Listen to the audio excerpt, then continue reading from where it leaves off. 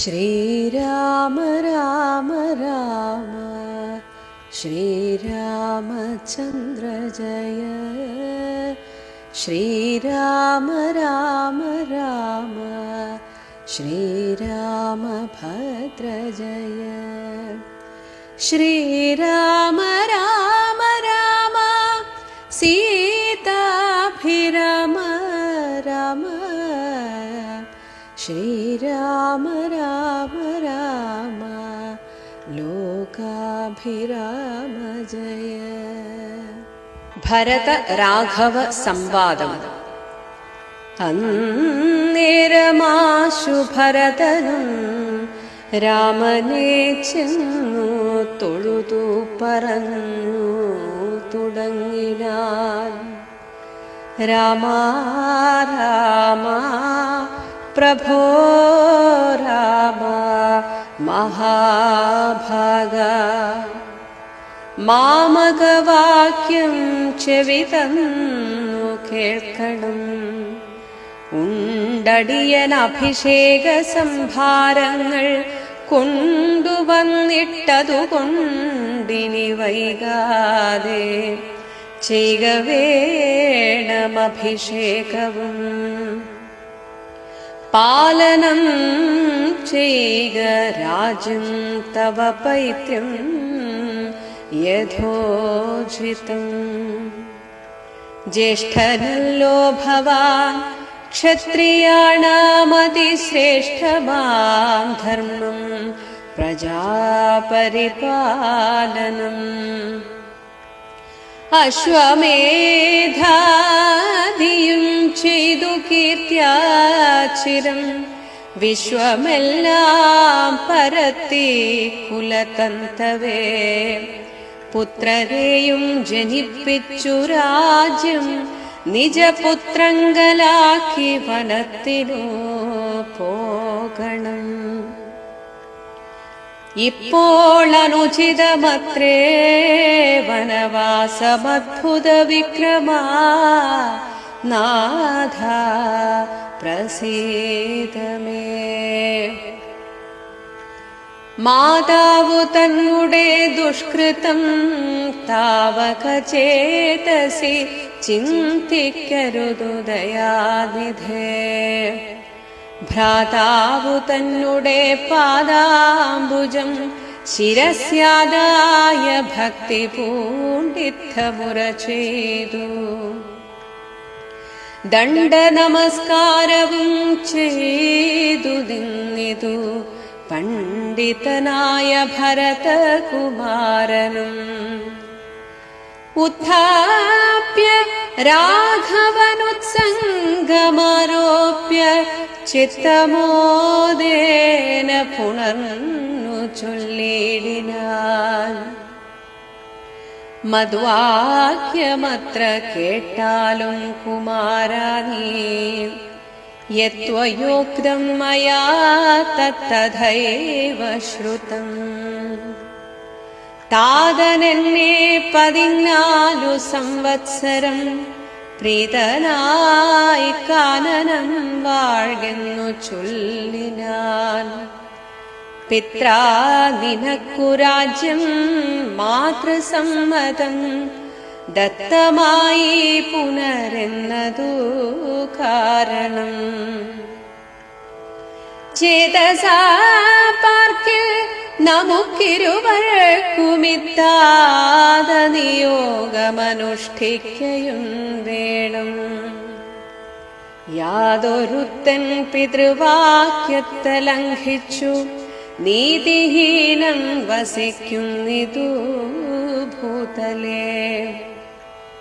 ജീവൻ മൃതനവൻ പിന്നെ നരകത്തിൽ മേവും മരിച്ചാലുമില്ലൊരു സംശയം. ആകയാൽ നീ പരിപാലിക്ക രാജ്യവും പോക. ഞാൻ ദണ്ഡകം തന്നിൽ വാണിടുവാൻ. രാമവാക്യം കേട്ടു ചൊന്നാൻ ഭരതനും കാമുകനായ താതൻ മൂഢമാനസൻ, സ്ത്രീജിതൻ ഭ്രാന്തൻ ഉന്മത്തൻ വയോധികൻ, രാജഭാവം കൊണ്ടു രാജസമാനസൻ.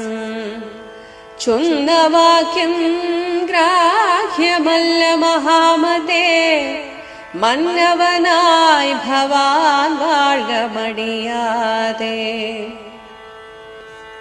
എന്നു ഭരതവാക്യം കേട്ടു രാഘവൻ, പിന്നെയും മന്ദസ്മിതം ചെയ്തു ചൊല്ലിനാൻ. ഭൂമി ഭർത്താ പിതാ നാരീജിതനല്ല, കാമിയുമല്ല മൂഢാത്മാവുമല്ലകേ.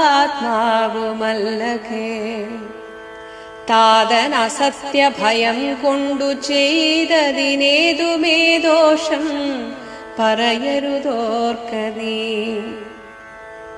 സാധുജനങ്ങൾ നരകത്തിലും അതിഭീതി പൂണ്ടിടും അസത്യത്തിൽ മാനസേ. എങ്കിൽ ഞാൻ വാഴ്വേൻ വനേ നിൻ തിരുവടി സങ്കടമെന്നിയേ രാജ്യവും വാഴുക. സോദരനിത്തം പറഞ്ഞതു കേട്ടതിസാദരം രാഘവൻ താനുമരുൾ ചെയ്തു. രാജ്യം നിനക്കും എനിക്കു വിപിനവും പൂജനാം താതൻ വിധിച്ചിതു മുന്നമേ. വ്യത്യയമായി അനുഷ്ഠിച്ചാൽ നമുക്കതു സത്യവിരോധം വരുമെന്നു നിർണയം. എങ്കിൽ ഞാനും നിൻ തിരുവടി പിന്നാലെ കിങ്കരനായി സുമിത്രാത്മജനെപ്പോലെ പോരുവൻ കാനനത്തിനതരുതെങ്കിൽ ചേരുവൻ ചെന്നു പരലോകമാശു ഞാൻ. നിത്യോപവാസേന ദേഹമുപേക്ഷിപ്പൻ ഇത്യേവമാത്മനെ നിശ്ചയിച്ചന്തികേ. ദർഭ വിരിച്ചു കിഴക്കു തിരിഞ്ഞു നിന്നപ്പോൾ വെയിലത്തു പുക്കൂ ഭരതനും. നിർബന്ധ ബുദ്ധി കണ്ടപ്പോൾ രഘുവരൻ തൽബോധനാർത്ഥം നയനാന്ത സംജ്ഞയാ ചൊന്നാൻ ഗുരുവിനോടപ്പോൾ. വസിഷ്ഠനും ചെന്നു കൈകേയിസുതനോടു ചൊല്ലിനാൻ. മൂഢനായിടൊല്ല കേൾക്ക നീയെങ്കിലോ ഗൂഢമായൊരു വൃത്താന്തം നൃപാത്മജ. രാമനാകുന്നതോ നാരായണൻ പരൻ, താമരസോത്സഭവനർത്ഥിക്ക കാരണം ഭൂമിയിൽ സൂര്യകുലത്തിലയോധ്യയിൽ. ഭൂമിപാലാത്മജനായി പിറന്നിതു രാവണനെ കൊന്നു ധർമ്മത്തെ രക്ഷിച്ചു ദേവകളെ പരിപാലിച്ചു കൊള്ളുവാൻ. യോഗമായാദേവിയായതു ജാനകി, ഭോഗിപ്രവരനാകുന്നതോ ലക്ഷ്മണൻ. ലോകമാതാവും പിതാവും ജനകജാരാഘവന്മാരെന്നറിക വഴി പോലെ. രാവണനെ കൊൽവതിന്നു വനത്തിനു ദേവകാര്യാർത്ഥം പുറപ്പെട്ടു രാഘവൻ. മന്ധരാവാക്യവും കൈകേയി ചിത്ത നിർബന്ധവും ദേവകൃതമെന്നറികനീ. ശ്രീരാമദേവ നിവർത്തനത്തിങ്കലുള്ളാഗ്രഹം നീയും പരിത്യജിച്ചിടുക. അന്നേരം ആശു പെട്ടെന്ന് ഭരതനും രാമനെ ചെന്നു തൊഴുതു പറഞ്ഞു തുടങ്ങിനാൻ. രാമ രാമ പ്രഭോ രാമ മഹാഭാഗ, മാമകവാക്യം, ഞാൻ പറയാൻ പോകുന്ന വാക്യം ചെവി തന്ന് കേൾക്കണം, അങ്ങ് ശ്രദ്ധിച്ച് കേൾക്കണം. അതായത് ആദ്യമേ അങ്ങ് നിരസിക്കരുത് എന്നർത്ഥം.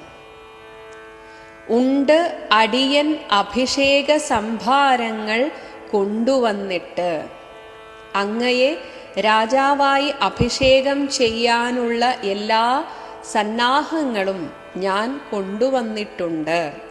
അതുകൊണ്ടിനി വൈകാതെ ചെയ്യുക വേണം അഭിഷേകവും. എന്നിട്ട് പാലനം ചെയ്യുക രാജ്യം തവ പൈത്ര്യം.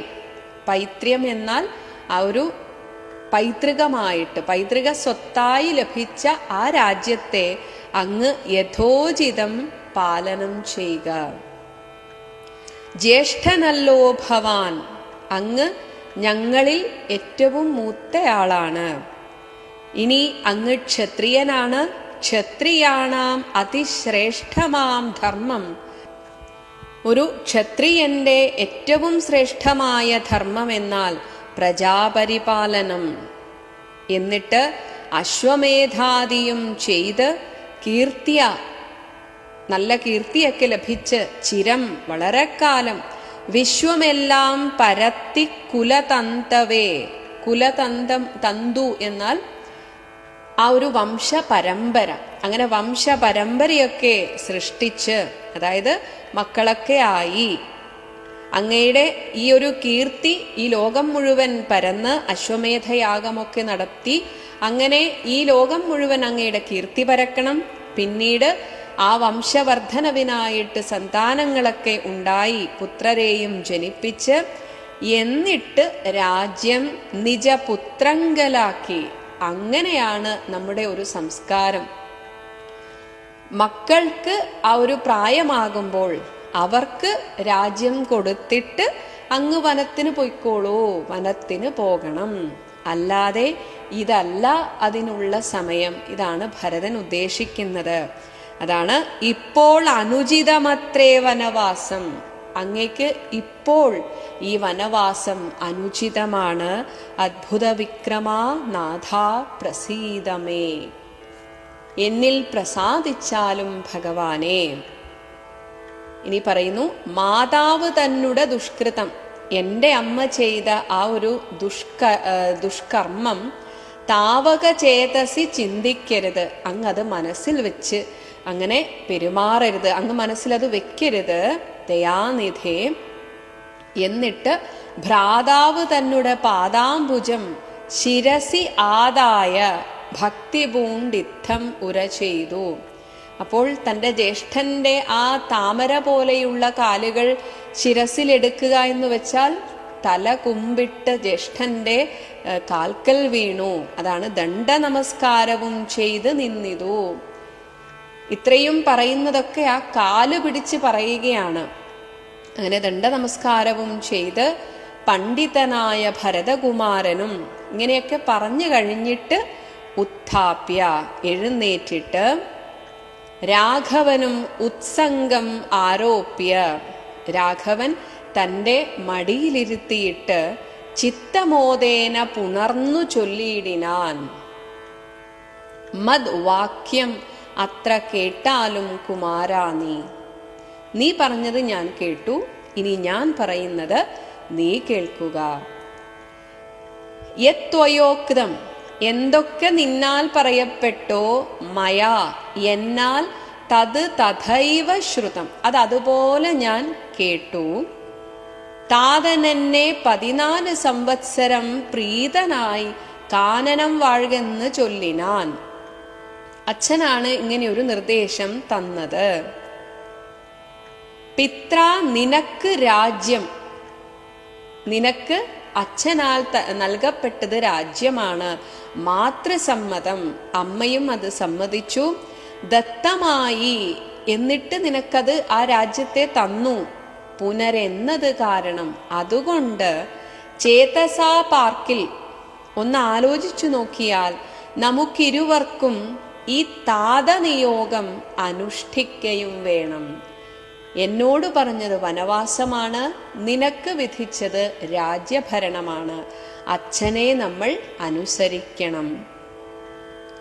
ഇനി ഒരു ഉപദേശം കൊടുക്കുന്നു. യാതൊരുത്തൻ പിതൃവാക്യത്തെ ലംഘിച്ച് നീതിഹീനം വസിക്കുന്നിതു ഭൂതലേ ജീവൻ മൃതനവൻ. ആരാണോ അച്ഛനെ ധിക്കരിച്ച് ഈ ഭൂമിയിൽ വസിക്കുന്നത്, അവൻ ചത്തതിനൊക്കുമേ ജീവിച്ചിരിക്കലും. പിന്നെ നരകത്തിൽ മേവും മരിച്ചാലും, മരിച്ചു കഴിഞ്ഞാൽ നേരെ നരകത്തിലാണ് പോവുക, ഇല്ലൊരു സംശയം. ആകയാൽ നീ പരിപാലിക്ക രാജ്യവും, നീ പോകൂ, പോയിട്ട് രാജ്യം പരിപാലിക്കൂ. ഞാൻ ദണ്ഡകം തന്നിൽ വാണിയിടുവാൻ, ഞാൻ പോകുന്നു ദണ്ഡകാരണ്യത്തിലേക്ക്. രാമവാക്യം കേട്ട് ചൊന്നാൻ ഭരതനും. കാമുകനായ താതൻ, മൂഢമാനസൻ, സ്ത്രീജിതൻ, ഭ്രാന്തൻ, ഉന്മത്തൻ, വയോധികൻ. സത്യസന്ധനും നീതിയുക്തനും അവനവന്റെ തീരുമാനത്തിൽ ഉറച്ചു നിൽക്കുന്നവനുമായിട്ടുള്ള ഒരു അച്ഛനെ കൊണ്ടാണ് ജ്യേഷ്ഠൻ ഇത് പറഞ്ഞിരുന്നെങ്കിൽ ഞാൻ സമ്മതിച്ചേനെ. പക്ഷേ നമ്മുടെ അച്ഛൻ അങ്ങനെ അല്ലായിരുന്നു.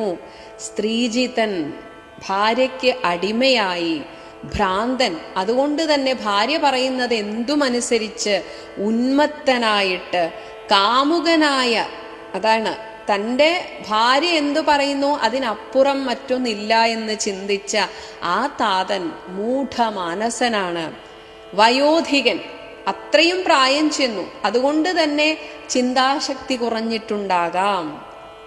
രാജഭാവം കൊണ്ട് രാജസമാനസൻ, രാജഭാവം ഉണ്ട് എന്ന് മാത്രമേ ഉള്ളൂ. അദ്ദേഹത്തിൻ്റെ മനസ്സ് രാജസമാണ്. രജോ ഗുണത്താൽ അത് ഒരു അന്ധകാരം ബാധിച്ചവനെ പോലെയാണ്. ഒന്നും കൃത്യമായ തീരുമാനമെടുക്കാൻ സാധിക്കാത്ത ആ അച്ഛൻ ചൊന്ന വാക്യം ഗ്രാഹ്യമല്ല മഹാമതേ. അത് നമ്മൾ കണക്കിലെടുക്കേണ്ട ജ്യേഷ്ഠ. മന്നവനായി ഭവാൻ വാഴുക മടിയാതെ, അങ്ങ് തന്നെ രാജാവാകണം എന്ന് ഭരതവാക്യം കേട്ട് രാഘവൻ പിന്നെയും മന്ദസ്മിതം ചെയ്തു ചൊല്ലിനാൻ. ഭൂമി ഭർത്താ പിതാ നാരീജിതനല്ല.